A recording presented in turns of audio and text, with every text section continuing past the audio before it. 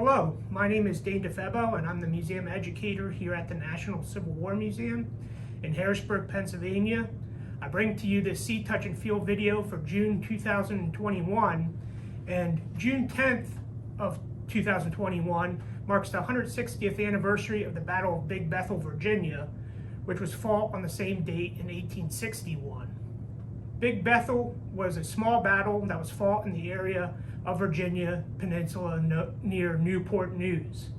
Just 18 days prior to this engagement, Virginia had decided with a popular vote to ratify its secession from the Union.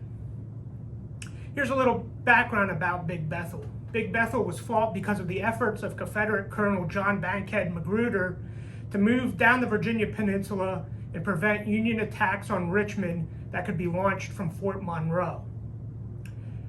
Major General Benjamin Butler, commander of the Union garrison at Fort Monroe, ordered a night march of nearly 3,500 Union forces from the fortress, for which he did not direct, to launch a dawn attack on just 1,400 Confederate forces commanded by Colonel Magruder.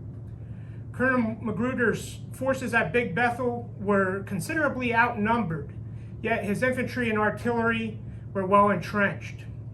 The Confederates suffered only 8 casualties in the battle, with 1 killed, yet Magruder's forces withdrew to Yorktown and a defensive line along the Warwick River.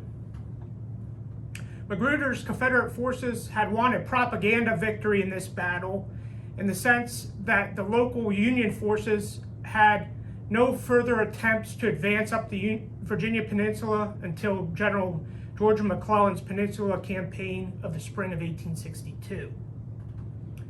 Union casualties at Big Bethel were 18 killed, 53 wounded, and 5 missing, and among the killed was First Lieutenant John T Greble of the 2nd U.S. Artillery Regiment.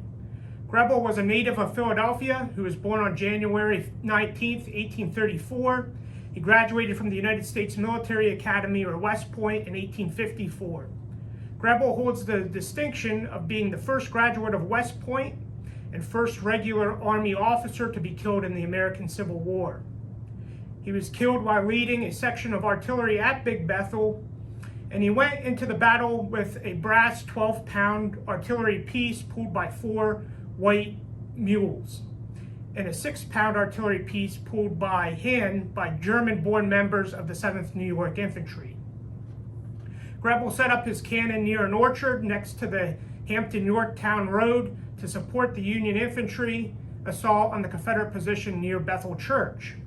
His cannon were positioned well within range of rifled Confederate artillery that was led by Major Randolph, a grandson of President Thomas Jefferson, who later became the 3rd Confederate Secretary of War in early 1862.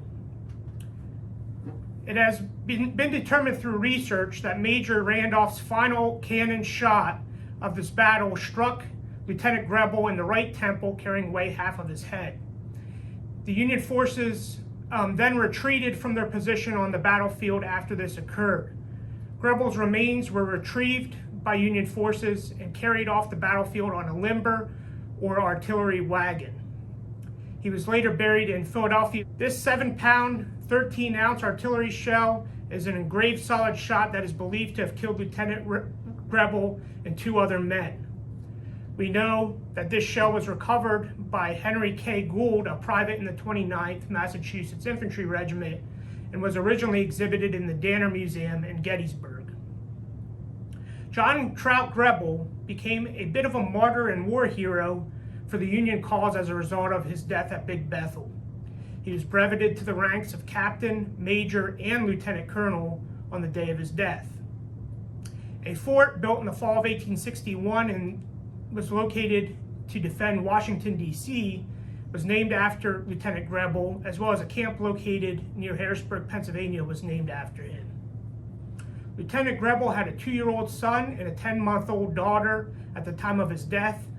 The son, Edwin St. John Greble, would become a major general in the U.S. Army and serve in the Spanish-American War, as well as lead the 36th Division of the U.S. Army in World War I. The military service tradition continued in the Greble family, ending with John Trout Greble's great-grandson being killed in 1944 on a B-24 bomber during World War II. In conclusion, I'd like to thank you for watching this See, Touch, and Feel video sponsored by Dixon AC&R of Williamsport, Pennsylvania. And please see and like other videos such as this on the National Civil War Museum's YouTube channel. Take care.